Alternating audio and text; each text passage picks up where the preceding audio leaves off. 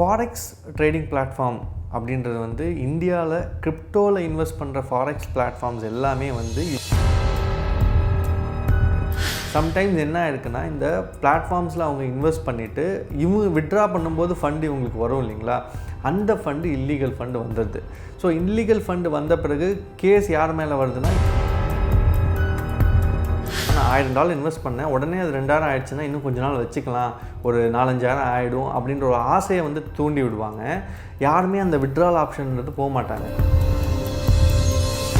First of all நீங்கள் பண்ணதே illegal. அதுக்கப்புறம் இது நீங்கள் டேக்ஸ் பே பண்ணாலும் பே பண்ணாட்டியும் இல்லீகல் தான்.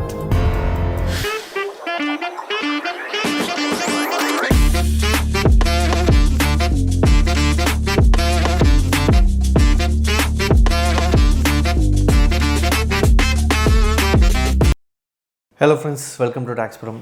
இன்றைக்கி நம்ம டிஸ்கஸ் பண்ண போகிற டாபிக் வந்துட்டு இந்த ஃபாரெக்ஸ் ட்ரேடிங் பிளாட்ஃபார்ம் கிரிப்டோவில் வந்து இன்வெஸ்ட் பண்ணுறோம் இல்லையா, அது வந்து லீகலாக இல்லீகலாக இல்லை அது ஸ்கேமா, இன்கேஸ் லீகலாக இருந்தால் வந்து டாக்ஸேஷன் எப்படி நம்ம அது வரும், இந்த மாதிரி வந்து நிறைய கேள்விகள் வந்து கேட்டிருக்காங்க. ப்ளஸ் வந்து லாஸ்ட் வீடியோவில் நம்ம சப்ஸ்கிரைபர்ஸ் கேட்ட சில கொஷின்ஸ் வந்து நோட் பண்ணி வச்சுருக்கேன், அதுக்கும் வந்து நம்ம பதில் பார்க்கலாம்.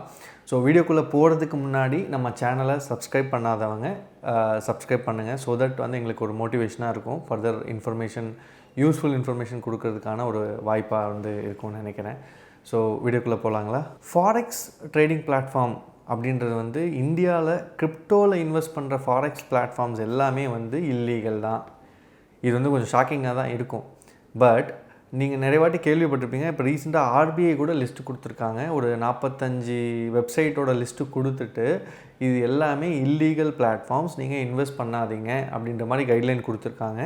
அண்ட் அந்த லிஸ்ட்டுமே வந்து inclusive list, that is 45 website மட்டும் இல்லை, இந்த மாதிரி நிறைய வெப்சைட்ஸ், சிமிலர் வெப்சைட்ஸ் இருந்தால் கூட அதில் நீங்கள் இன்வெஸ்ட் பண்ணாதீங்க அப்படின்னு தான் சொல்கிறாங்க. இப்போது ரீசெண்டாக நிறைய நண்பர்கள் பல ஊர்லேருந்து வந்து என்கிட்ட எக்ஸைட்டடாக, சார் நான் வந்து $1000 இன்வெஸ்ட் பண்ணேன், எனக்கு $10,000 ஆகிடுச்சு, இப்போ நான் வந்து இது விட்ரா பண்ணணும் அப்படின்னு சொல்லி ட்ரை பண்ணாங்க. நான் சொன்னேன், என் முன்னாடி கொஞ்சம் விட்ரா பண்ணி காமிங்க பார்க்கலாம் அப்படின்னு சொல்லிட்டு. ஆனால் அது விட்ரா ஆகலை. ஸோ இது வந்து ஒரு வகையான ஸ்கேம் தாங்க. ஸோ இப்போது நீங்கள் ஒன்று ஞாபகம் வச்சுக்கோங்க, எனி ஃபாரெக்ஸ் பிளாட்ஃபார்மில் நீங்கள் ஐஎன்ஆரில் இன்வெஸ்ட் பண்ணி ஐஎன்ஆராக விட்ரா பண்ணுறீங்க அப்படின்னா வந்து அது ஆர்பிஐ கைட்லைன், ஆர்பிஐயோட அப்ரூவல் இல்லாமல் எந்த ஃபாரெக்ஸ் ட்ரேடிங் பிளாட்ஃபார்ம்ஸும் வந்து இந்தியாவில் இருக்கக்கூடாது. இப்போது இந்தியாவில் அந்த மாதிரி ஃபாரெக்ஸ் பிளாட்ஃபார்ம்ஸ் இருக்குது அப்படின்னா சில குறிப்பிட்ட dollars, that is forex currencies, for example வந்து யூஎஸ் டாலர், யூகே பவுண்டு, இந்த மாதிரி தான் இருக்கே தவிர கிரிப்டோவில் ஃபாரெக்ஸ் பிளாட்ஃபார்ம் வந்து இருக்கா அப்படின்னா வந்து ஆர்பிஐ அப்ரூவ் பண்ணி இருக்கிறதா எனக்கு வந்து தெரியல. ஸோ நீங்கள் நினச்சிட்ருக்கிற இதெல்லாமே ஃபாரெக்ஸ் பிளாட்ஃபார்ம்ஸு, இதெல்லாமே லீகல் அப்படின்னு நீங்கள் நினச்சிட்ருக்கீங்க. என்ன இருக்குது, நான் டேக்ஸ் கட்டிட்டா போதும், பிரச்சனை இல்லை, ஈஸியாக வந்து ஏர்ன் பண்ணலாம் அப்படின்ற மாதிரி நினச்சிட்ருக்கீங்க. பட் ஒன்று மட்டும் ஞாபகம் வச்சுக்கோங்க, நம்ம $5 $10 ஆசைப்பட்டு ஜெயிலுக்கு போயிடக்கூடாது. ஏன்னா ஃபாரெக்ஸ் பிளாட்ஃபார்ம்ஸில் ஒன்று இந்த இன்வெஸ்ட் பண்ணுறதுல நம்ம தான் விக்டிம் இல்லைங்களா, நமக்கு தெரியாமல் நம்ம அந்த நம்ம ஏமாந்துட்டோம் அப்படின்னா வந்து அது வந்து ஒரு வேகனா நம்ம விக்டிம் ஆகிறோம். இதில் என்ன பிரச்சனை வருது, நான் ஏன் இந்த ஜெயிலுக்கு போயிடாதீங்க நான் சொல்கிறேன் அப்படின்னா, சம்டைம்ஸ் என்ன ஆயிருக்குன்னா, இந்த பிளாட்ஃபார்ம்ஸில் அவங்க இன்வெஸ்ட் பண்ணிவிட்டு இவங்க விட்ரா பண்ணும்போது ஃபண்டு இவங்களுக்கு வரும் இல்லைங்களா, அந்த ஃபண்டு இல்லீகல் ஃபண்டு வந்துடுது. ஸோ இல்லீகல் ஃபண்டு வந்த பிறகு கேஸ் யார் மேலே வருதுன்னா, யார் அக்கௌண்ட்டுக்கு பணம் வந்திருக்கோ அவங்க ஸ்டேஷன்லேருந்து கூப்பிட போகிறாங்க. இந்த மாதிரி பெங்களூரு, குஜராத், மகாராஷ்டிரா, இந்த மாதிரி மற்ற ஸ்டேட்டுக்கு போயிட்டு எக்ஸ்ப்ளனேஷன் கொடுத்து அவங்க அக்கௌண்ட்டை அன்ஃப்ரீஸ் பண்ணி, சில பேருக்கு என்ஃபோர்ஸ்மெண்ட் டைரக்டரேட்லேருந்து கூட மெயில் வந்திருக்கு, இந்த மாதிரி நீங்கள் வந்து உங்கள் அக்கௌண்ட்டில் எவ்வளோ ஃபண்டு வந்திருக்கு, எப்படி உங்களுக்கு வந்தது, வாங்க எக்ஸ்ப்ளனேஷன் கொடுத்துட்டு போங்க, இல்லை வரல அப்படின்னா அரெஸ்ட் பண்ணுவோம். இந்த மாதிரி இது நான் எதுக்கு சொல்கிறேன், தேவையில்லாமல் எதுக்கு நம்ம வந்து இந்த இதுக்குள்ளே நம்ம போகணும், நீங்கள் சொல்லுங்கள். மன உளைச்சல் தானே. நம்ம வந்து 7 சொல்லி நம்ம ஒர்க் பண்ணிகிட்ருப்போம், சடனாக வந்து ஒரு வீட்டுக்கு லெட்டர் வருது, நோட்டீஸ் வருது, போலீஸ் டிபார்ட்மெண்ட்லேருந்து நீங்கள் வாங்க அப்படின்னு சொல்லி கூப்பிட்டாங்கன்னா எப்படி இருக்கும், அவங்க ஃபேமிலியோட சுச்சுவேஷன் நீங்கள் வந்து யோசிச்சு பாருங்கள். ஸோ இந்த மாதிரி பதட்டத்தில் நிறைய கால்ஸ் வந்து எனக்கு வந்து வந்துட்டுருக்கு. ஸோ இந்த ஃபாரெக்ஸ் பிளாட்ஃபார்ம் அப்படின்றது 100% இல்லீகல், ஓகேங்களா. ஸோ இது எப்படி நடக்குது அப்படின்னு நம்ம பார்த்தோம் அப்படின்னா, நீங்கள் ஐஎன்ஆர் வந்து ஒரு ஏஜென்ட் மூலியமாக தான், ஒரு ஏஜென்ட்டுக்கு தான் நீங்கள் வந்து கொடுக்குறீங்க. அந்த ஏஜென்ட் என்ன பண்ணுவான்னா, உங்களுக்கு அந்த பிளாட்ஃபார்மில் இருக்கிற வாலெட், உங்களுக்கு ஒரு வாலெட் ஐடி கொடுத்துருப்பான் இல்லையா, அது வந்து யூஎஸ்டிடியாவோ இல்லை மற்ற கிரிப்டோவில் டெபாசிட் பண்ணுற மாதிரி இருக்கும். அந்த ஏஜென்ட்டு தான் வந்து யூஎஸ்டிடியோ இல்லை மற்ற இது வாங்கி டெபாசிட் பண்ணுறான். அதே மாதிரி நீங்கள் வித்ட்ரா பண்ணும்போது அவன் வித்ட்ரால் ஆப்ஷன் எப்படி கொடுக்குறான் உங்களுக்கு, எய்தர் நீங்கள் கிரிப்டோவாக வித்ட்ரா பண்ணலாம் இல்லை வந்து ஐஎன்ஆருக்கு வித்ட்ரா பண்ணலாம் அப்படின்னு. ஸோ நீங்கள் ஐஎன்ஆர் வித்ட்ரால் ரிக்வெஸ்ட் கொடுக்கும்போது அந்த ஏஜென்ட்டு தான் வந்து அந்த ப்ராசஸை பண்ணுறான். ஃபர்ஸ்ட் ஆஃப் ஆல் அந்த ஏஜென்ட்டே வந்து ஒரு இல்லீகல் ஏஜென்ட்டு தான். சம்டைம்ஸ் என்ன ஆகுதுன்னா, இந்த ஏஜென்ட்ஸே வந்து அவங்களுக்கே தெரியாது இது லீகல் இல்லீகல்னு சொல்லிட்டு அவங்களும் பாவம் தெரியாமல் வந்து சரி இது நம்ம பண்ணி கொடுத்தா அவன் நமக்கு காசு கொடுக்குறான், கமிஷன் கொடுக்குறான் அப்படின்ற ஒரு இதில் வந்து பண்ணிகிட்ருப்பாங்க. அவங்களுமே பாவம் சம்டைம்ஸ் விக்டிமாக இருக்க வாய்ப்பு இருக்குது. ஸோ இந்த ஏஜென்ட்ஸ் மூலிமா நமக்கு பணம் வரும்போது அவங்களும் இந்த P2P மெத்தட்ஸில் தான் வந்து நமக்கு ஃபண்ட் அக்கௌண்ட்டில் போடுறாங்க. அப்படி போடும்போது நம்ம அக்கௌண்ட் ஃப்ரீஸ் ஆகவும் வாய்ப்பு இருக்குது. இன்னொன்று என்னென்னா, இது வந்து ஒரு MLM மாதிரி. இப்போ நீங்கள் வந்து $1000 போடுறீங்க, அது $2000 ஆற மாதிரி உங்கள் வெப்சைட்டில் காமிக்கும். உடனே நீங்கள் என்ன பண்ணுவீங்க, ஒரு 10 பேருக்கு சொல்லுவீங்க, பாருங்கள் என்னோடய அக்கௌண்ட் வந்து $1000 இன்வெஸ்ட் பண்ண $2000 ஆயிடுச்சு 3 monthsல அப்படின்னு சொல்லிட்டு. அதுக்கப்புறம் இவங்க என்ன பண்ணுவாங்க அப்படின்னா, நிறைய பேர் என்ன யோசனை வரும்னா, நான் $1000 இன்வெஸ்ட் பண்ணேன், உடனே அது 2000 ஆயிடுச்சுன்னா இன்னும் கொஞ்ச நாள் வச்சுக்கலாம், ஒரு 4-5000 ஆகிடும் அப்படின்ற ஒரு ஆசையை வந்து தூண்டி விடுவாங்க. யாருமே அந்த வித்ட்ரால் ஆப்ஷன்ன்றது போக மாட்டாங்க. சரி, அதுக்கு மீறி வந்து வித்ட்ரால் ஆப்ஷன் நீங்கள் போகிறீங்க அப்படின்னா அவன் அங்கே தான் ஒரு செக் வைப்பான். இது வந்து நாங்கள் வந்து யூகேல இருக்கோம், நாங்கள் வந்து அமெரிக்காவில் இருக்கோம், நாங்கள் ரஷ்யாவில் இருக்கோம், இது நாங்கள் இந்த கவர்மெண்ட்டுக்கு டேக்ஸ் கட்டின பிறகு தான் நீங்கள் வந்து வித்ட்ரா பண்ண முடியும். ஸோ நீங்கள் வந்து ஒரு காசு ஃபஸ்ட்டு இந்த டேக்ஸ் வந்து 30%, லெட்ஸே நீங்கள் வந்து ஒரு 1 லட்ச ரூபா அதில் வித்ட்ரா பண்ணணும்னு பார்க்குறீங்க, 30,000 நீங்கள் கட்டுங்க, அதுக்கப்புறம் நாங்கள் வந்து உங்களுக்கு இந்த 1,30,000 நான் வந்து உங்களுக்கு கொடுத்துருவோம் அப்படின்ற மாதிரி சொல்லுவான். நீங்கள் ஒன்று யோசிச்சு பாருங்கள், நீங்கள் 1 lakh வித்ட்ரா பண்ண ட்ரை பண்ணுறீங்க, அவன் டேக்ஸை கழிச்சிட்டு பேலன்ஸ் 70,000 கொடுக்கலாம்ல, ஏன் வந்து மறுபடியும் உங்களை நீங்கள் டேக்ஸ் கட்டுங்க அப்படின்னு சொல்கிறான். அப்படியே நீங்கள் வந்து நான் இதை கட்ட முடியாதுன்னு நீங்கள் சொல்லுங்களேன், அவன் என்ன சொல்லுவான்னா, அவ்வளோதான், அப்போ இந்த ஃபண்டு வராது அப்படின்னு சொல்லிடுவான். சரி, கடைசி பட்சத்தில் இப்போது சில பேர் என்ன பண்ணுவாங்க, சரி 1 லட்ச ரூபா நம்ம ப்ராஃபிட் ஆகிடுச்சு, 30,000 தானே டேக்ஸ் கட்டிடலாம் அப்படின்னு சொல்லிட்டு கட்டிட்டு 1 லட்சம் கொடுத்துருவான் நம்ம பார்ப்போம். ஆனாலும் அந்த 1 லட்சம் வராது. ஸோ இந்த மாதிரி தான் உங்களை ஆசையை தூண்டி பல பேர் பல லட்சங்கள் வந்து இழந்திருக்காங்க. ஸோ இந்த ஃபாரெக்ஸ் ட்ரேடிங் பிளாட்ஃபார்ம் அப்படின்றது வந்து ஒரு illegal platform.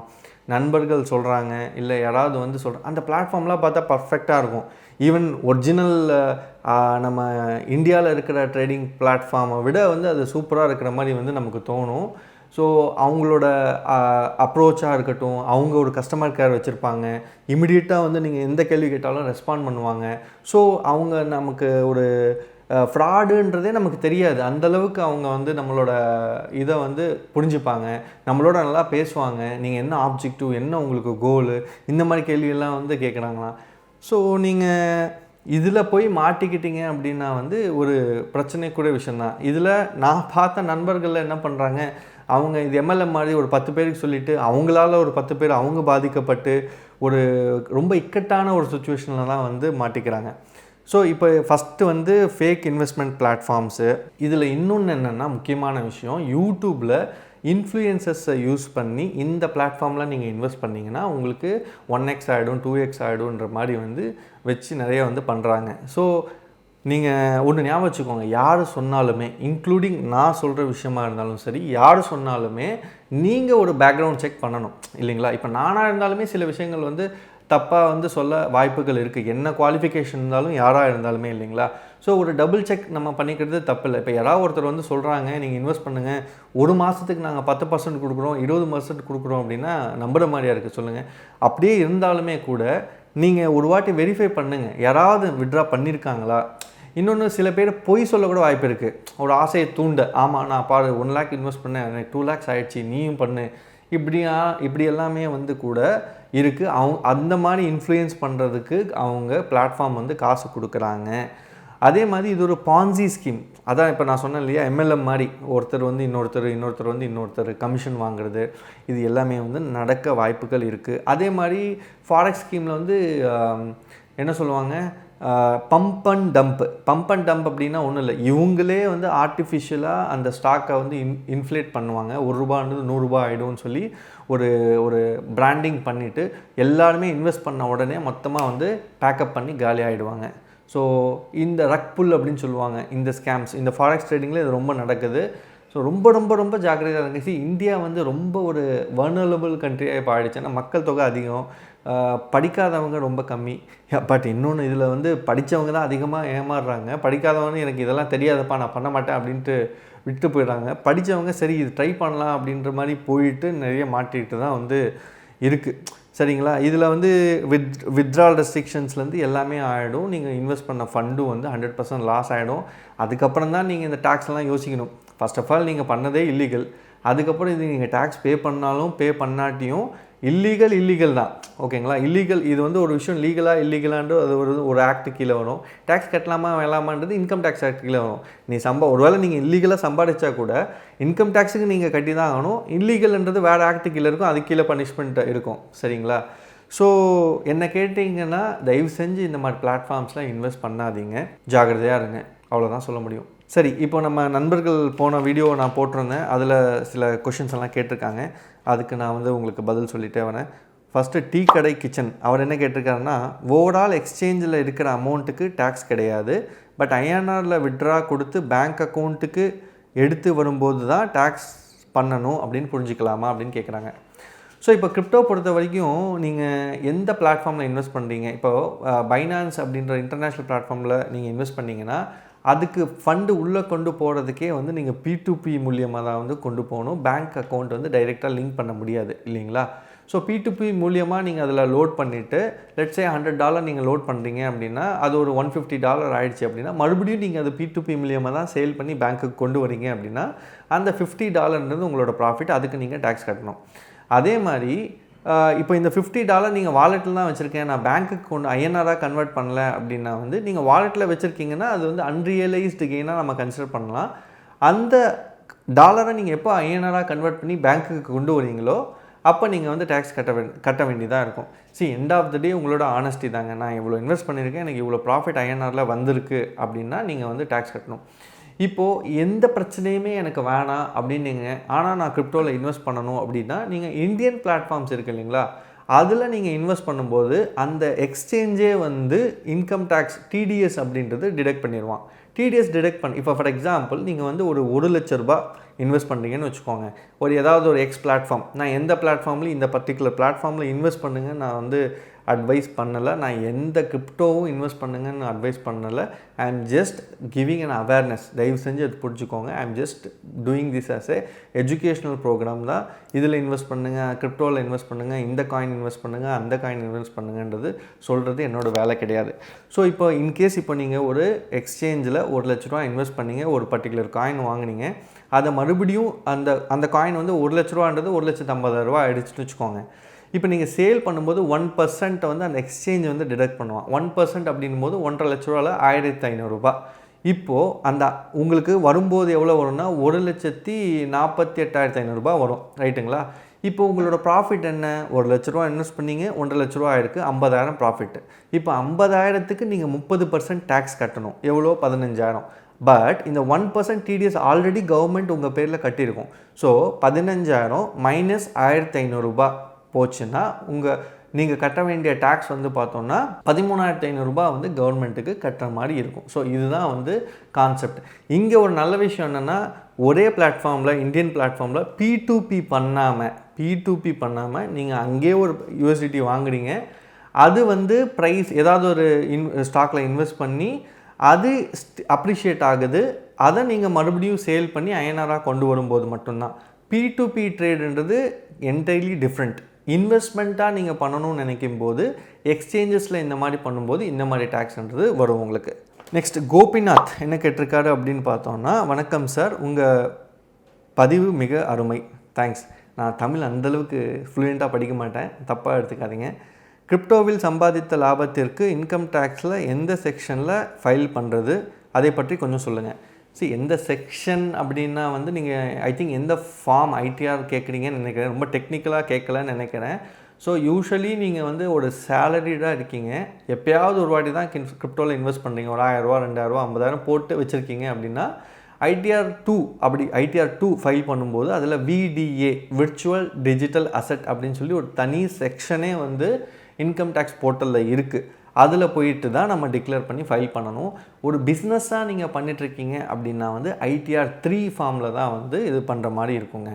Next Rupesh Murali என்ன கேட்டிருக்காருன்னா, அதே தான் லாஸ்ட் வீடியோவில் வந்து ரைஸ் பே மூலியமாக நான் விட்ரா பண்ணாலுமே வந்து அக்கௌண்ட் ஃப்ரீஸ் ஆக வாய்ப்பு இருக்கா அப்படின்னு கேட்டிருக்காங்க. அது நான் அந்த ரைஸ் பேனா என்னன்றது ஸ்டடி பண்ணி பார்த்தேன். ஸ்டில் சான்சஸ் இருக்குங்க. எந்த பிளாட்ஃபார்ம் மூலியமாக விட்ரா பண்ணி பேங்க் அக்கௌண்ட்டுக்கு ஹிட் ஆகுதோ P2Pயில் பண்ண டிரான்சாக்ஷன்ஸ் வந்து ஃப்ரீஸ் ஆக வாய்ப்புகள் நிறையவே இருக்குது. சசிதரன் என்ன கேட்டிருக்காருன்னா, sir thanks for the information given. I have one doubt.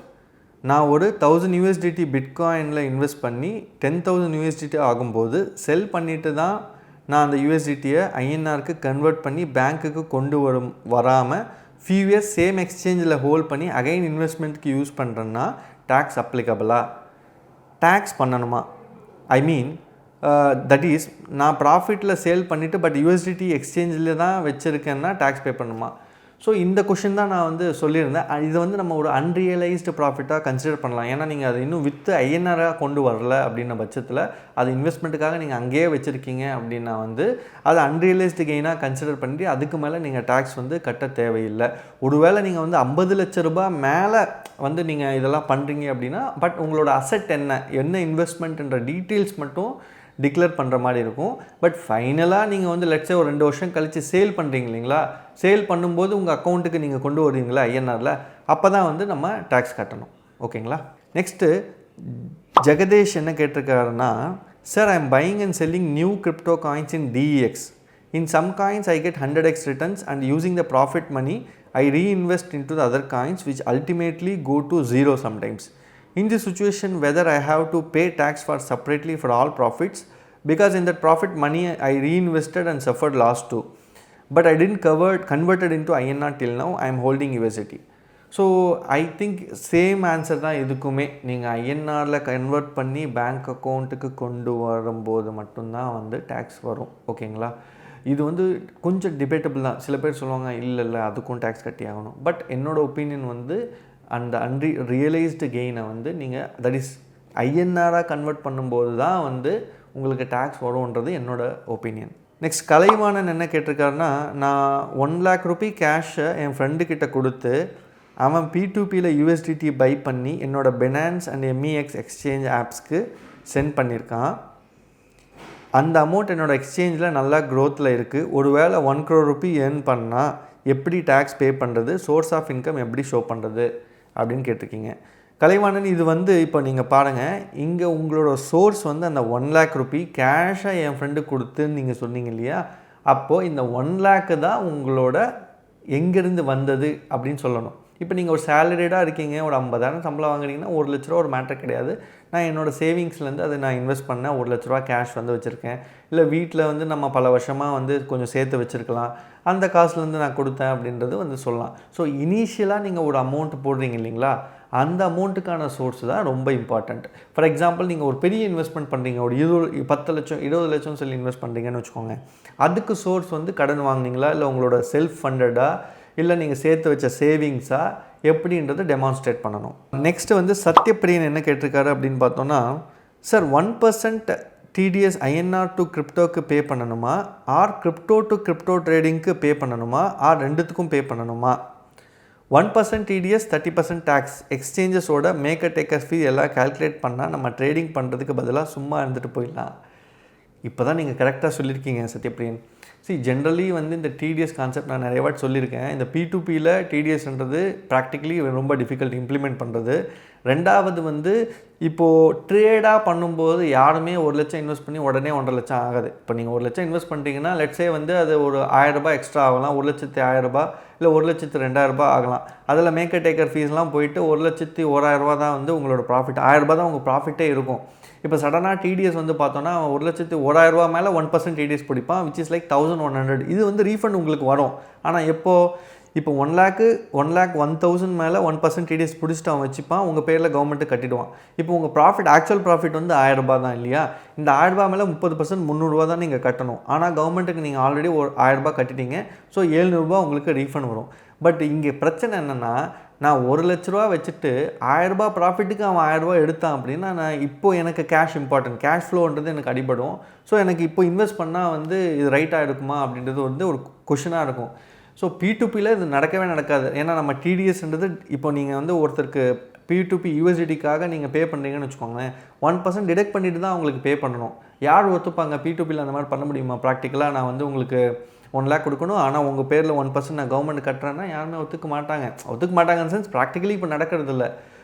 P2Pயில் எக்ஸ்சேஞ்சில் 1% TDSஸும் 30% டேக்ஸும் கன்ஃபியூஸ் பண்ணிக்காதீங்க. 1% TDSன்றது எக்ஸ்சேஞ்சுக்கான நம்ம ஆன் பிஹாஃப் அஸ் வந்து அட்வான்ஸ் டேக்ஸ் மாதிரி நமக்காக கட்டி வைக்கிறான். அதுக்கப்புறம் உங்களோட ஃபைனல் டேக்ஸ் என்ன அப்படின்றது நீங்கள் கவர்மெண்ட்டு கட்டும்போது நீங்கள் ஆல்ரெடி பிடிச்சி வச்சிருக்கிற டேக்ஸை விட உங்களோட டேக்ஸ் இப்போ அதிகமாக இருக்குது அப்படின்ற பட்சத்தில் பேலன்ஸ் கட்டணும். இல்லை கம்மியாக இருக்குன்னா அந்த TDSலேருந்து உங்களுக்கு வந்து ரீஃபண்ட் வந்துடும். சரிங்களா? ஸோ முடிஞ்ச அளவுக்கு எல்லா கேள்விக்கும் பதில் சொல்லியிருக்கேன். அண்டு ஒரு வீடியோவில் நம்ம எல்லா கேள்விக்குமே பதில் சொல்ல ஐ திங்க் லென்த்தியாக டைமும் போயிட்டுருக்கு. உங்களுக்கு அந்தளவுக்கு பொறுமை இருக்காதுன்னு நினைக்கிறேன். மேபி ஒரு வீடியோவில் ஒரு 3-4 கொஷின்ஸ் எடுத்து நான் ஆன்சர் பண்ண ட்ரை பண்ணுறேன். ஸோ உங்களுக்கு இன்னும் கொஷின்ஸ் எதாவது இருக்குன்னா கமெண்ட் செக்ஷனில் வந்து கமெண்ட் பண்ணுங்கள். அண்ட் ஏதாவது ஸ்பெசிஃபிக் டாபிக் நீங்கள் வந்து இந்த டாபிக் பேசுங்க சார், இது கிரிப்டோ பற்றி மட்டுமே கிடையாது, anything like income tax, GST இருக்கலாம், எனி ஸ்பெசிஃபிக் ஸ்டாக்காக இருக்கட்டும், இல்லை எனி பிஸ்னஸ் ரிலேட்டட் இஷ்யூஸ் இருந்தாலும் வந்து நம்ம பேசலாம். ஸோ ஏதாவது இன்ட்ரெஸ்டட் டாபிக்ஸ் இருக்குன்னா கூட சஜஸ்ட் பண்ணுங்கள், நான் பார்த்துட்டு we can decide on that. ரெண்டாவது ஏதாவது உங்களுக்கு டவுட்ஸ் இருக்குன்னா கமெண்ட் செக்ஷனில் பண்ணுங்கள். நெக்ஸ்ட் வீடியோவில் வந்து இதே மாதிரி நான் லிஸ்ட் அவுட் பண்ணிவிட்டு I will try to clarify. இந்த வீடியோ நான் முழுக்க நம்ம ஏன் இந்த மாதிரி நிறையா கிரிப்டோ பற்றி போடுறேன் அப்படின்னு பார்த்தோன்னா, இதுக்கான விழிப்புணர்வுன்றது வந்து ரொம்ப மக்களுக்கு கம்மியாக இருக்குது. தட் இஸ் கிரிப்டோவில் இன்வெஸ்ட் பண்ணணுன்ற ஒரு எந்தும் இருக்குது, எல்லோரும் பண்ணணும்னு பண்ணுறீங்க. பட் இதுக்கான பிரச்சனைகள்னு வரும்போது ஏன்டா இது பண்ணோம் அப்படின்ற மாதிரி நிறைய சப்ஸ்கிரைபர்ஸ் வந்து நம்மக்கிட்ட வரும்போது ரொம்ப பார்க்குறதுக்கே எனக்கு ரொம்ப மனசு கஷ்டமாக இருக்குது. ஏன்னா ரொம்ப ஆனஸ்ட்டாக இருக்கிற மக்கள் கூட இதில் தெரியாமல் இன்வெஸ்ட் பண்ணி பிரச்சனையில் மாட்டிக்கிட்டு முழிக்கிறாங்க. சரிங்களா? அவங்கெல்லாம் வந்து டே டு டே நம்ம பேசும்போது ரொம்ப வருத்தமாக இருக்குது. அதனால திரும்ப வந்து நிறைய வீடியோஸ் வந்து இந்த கிரிப்டோ மேலே வந்து போட்டுட்ருக்கேன். ஸோ உங்கள் ஃப்ரெண்ட்ஸுக்கும் யாரெல்லாம் இந்த கிரிப்டோவில் இன்வெஸ்ட் பண்ணுறீங்க இல்லை பண்ணலான்னு நினைக்கிறவங்களுக்கு வந்து இந்த வீடியோஸ் எல்லாம் ஷேர் பண்ணுங்கள், அவங்களுக்கும் வந்து ஹெல்ப்ஃபுல்லாக இருக்கும். ஹோப் எங்களோட வீடியோஸ் வந்து உங்களுக்கு யூஸ்ஃபுல்லாக இருக்கும்னு நம்புகிறேன்.